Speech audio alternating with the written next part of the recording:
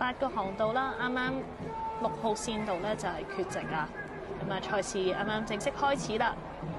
喺上高數落嚟第2條艇咧，亦都係7號線道。頭先多次提及九江雙晶女子龍舟隊，咁啊確實個起步咧非常之快喎。係做得好好啊！你見到其實由頂望落去咧，見到佢哋嗰個槳嗰個動作啊，不論係回槳啊、落水啊，全部都係做到好一致。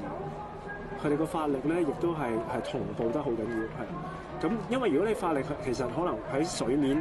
即係我哋喺呢個角度，其實睇唔到水底裏邊係點樣做，但係咧喺水底裏邊，其實稍為有一支槳，有兩支槳係錯咗個節奏咧，就會變咗係雜水嘅，就會影響一個船速嘅。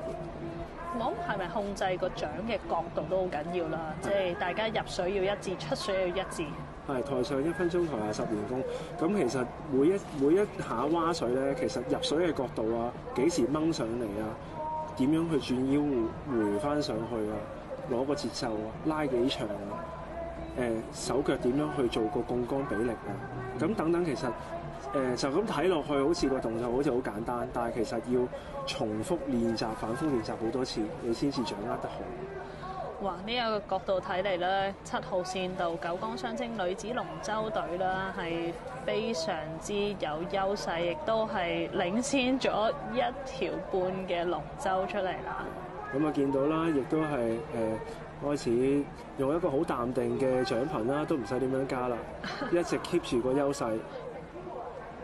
咁而家見到5號線道就係嚟自菲律賓嘅隊伍 Philippine Dragon Boat Federation。嗱，真係喎，個節奏好似都係咪拉開咗之後咧，都可以稍稍慢翻落嚟啊，保留體力準備稍後嘅決賽啊。睇到啦，已經。睇唔到有任何龍舟喺後面啦。係啊，因為呢個就去到衝刺嘅位置啦。7號線道九江雙晶女子龍舟隊咧就順利完成。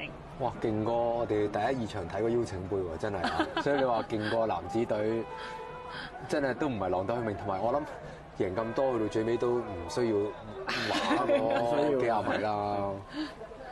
仲要收埋力啦，所以都幾期待喺決賽嘅表現啊！都幾勁喎！如果咁樣睇，你個獎品係快人哋幾多倍咧？你睇下，其他人話極都未到，